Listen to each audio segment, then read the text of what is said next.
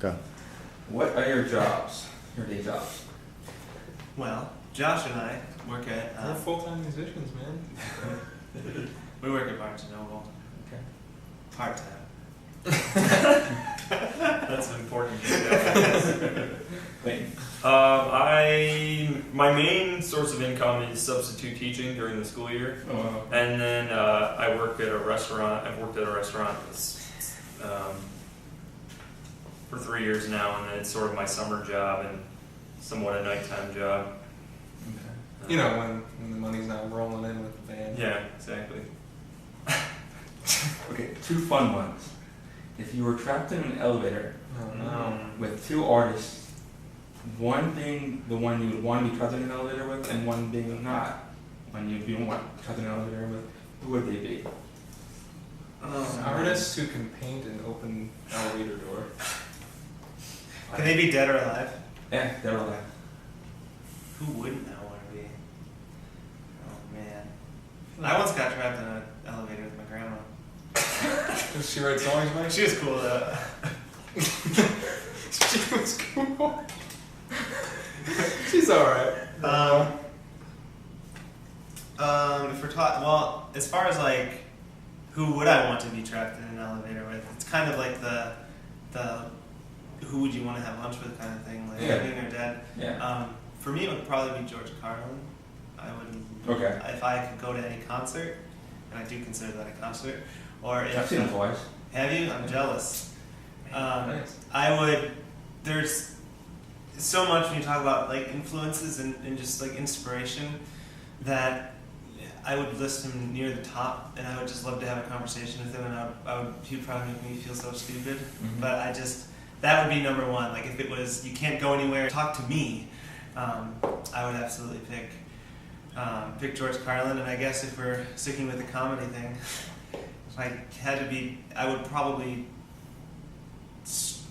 God, I don't know. I'd go nuts if it was, what's the guy's name that I can't stand? The comedian that performs in town. Are you doing both comedians? I'm doing a comedian. No, Carrot Top was actually really nice. Like the impressionist? No, Favorite? Andrew Dice Clay. Okay. Mm. Okay. Oh, I don't know. One I want to be there. Oh, I feel like I'm defaulting to Ben Gibbard from Death Cab. Okay. But I I think J.K. Rowling actually would be way more interesting. Yeah. You guys are totally deviating from the musician thing. They're artists. He said artists. Or is it Artists in artists? general. Back off. Okay. I don't care if you're Sorry. painters, writers, whatever. Oh man, And then- then I was totally just zoning in on music things, No. trying to And- think my answer. I That think makes it's it someone that way would more annoy me. difficult. You go. I can't look at a picture of Andrew Dice Clay and not scream. I can't stand him. I think it would be cool, because I think, first of all, he'd probably be hilarious too. Although he may be smoking, I'd probably want to be stuck in an elevator with Kurt Vonnegut. Who would I not want to be stuck in an elevator with? Is it me? Ann Coulter? The dude who wrote Did They Serve Beer in Hell? I would hate to be. Oh, that guy. Oh yeah. Fucking Max Tucker. Max Tucker. Dickhead Tucker. Yeah. Yeah. His dickhead is really his middle name. Yeah, that's weird. DH. See what you've done to us. If you were stranded on a desert island and you could only pick 3 albums to listen to for the rest of your life, what would they be? Man. Oh, that's so tough. I think Transatlanticism would be one. I'm sticking with the Def Cab theme. Yeah, I think that would actually have to be one for me too. Are we counting like audiobooks as an album? Yeah, sure. Okay. Or I could just have books separate, right? 3 CDs and then 1,000 books. Here's 3 albums of the first 3. Because I would go way more crazy if there was a limitation on books than I would music, I think. I could just create music on the island. I got a keyboard, right? No. An outlet. Some fish. Transatlanticism for sure. I'm gonna someone else go. Through Being Cool by Saves the Day would be one. It's like teenage punk years.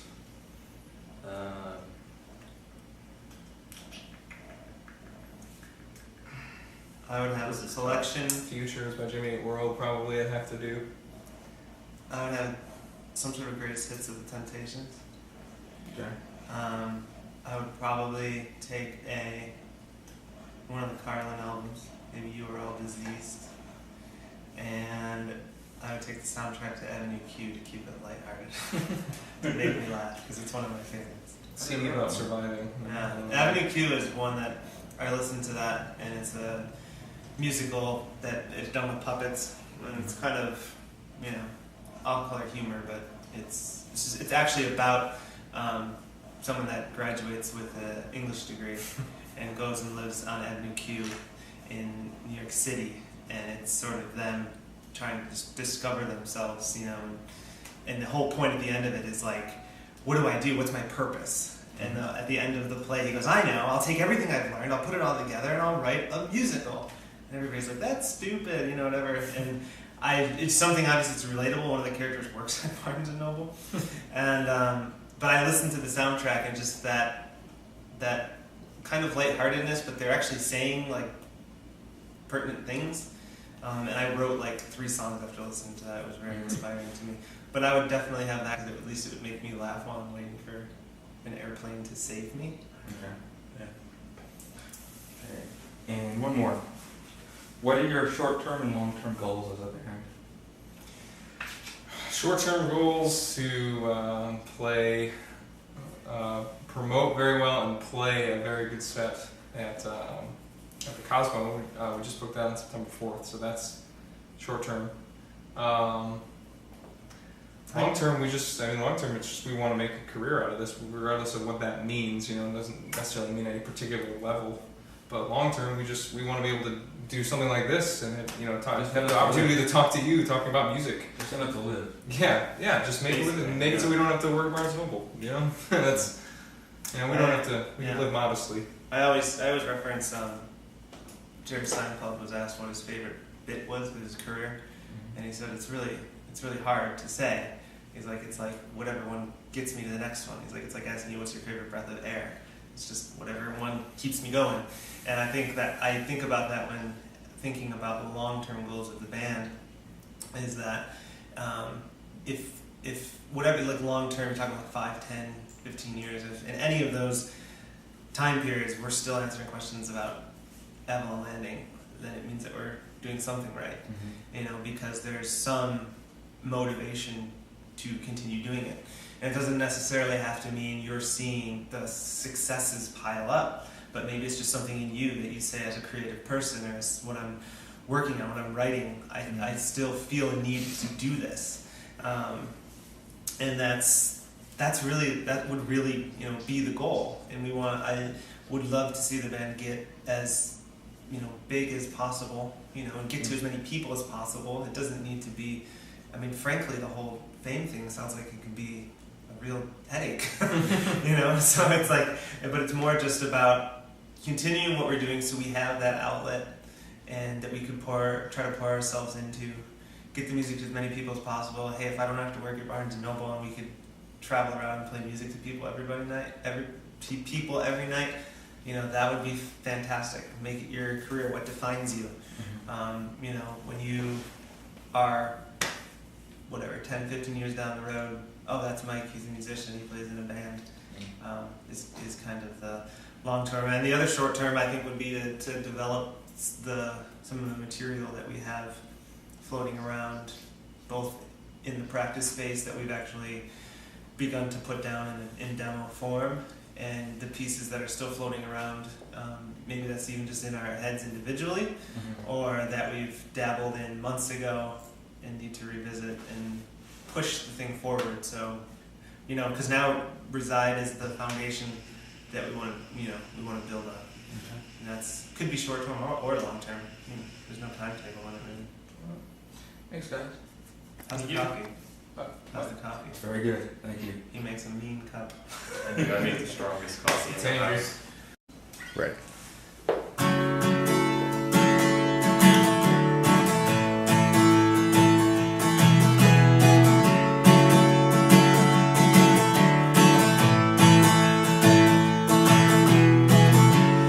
Conversation in the star, the sound of falling snow. You're too tired to fuel the spark, but I'm taking a cold January cold January. The distant whisper in my ear, the taste of season straight. You're so close you disappear, the silence resonates.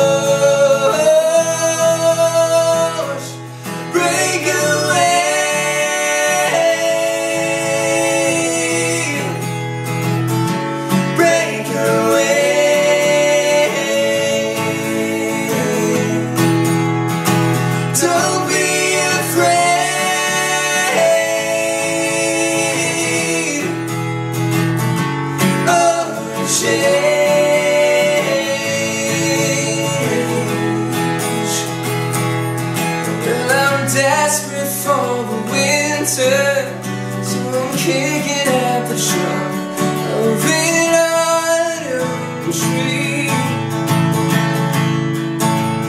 Watch the delicate leaves plummet to my feet and pray the days could recede.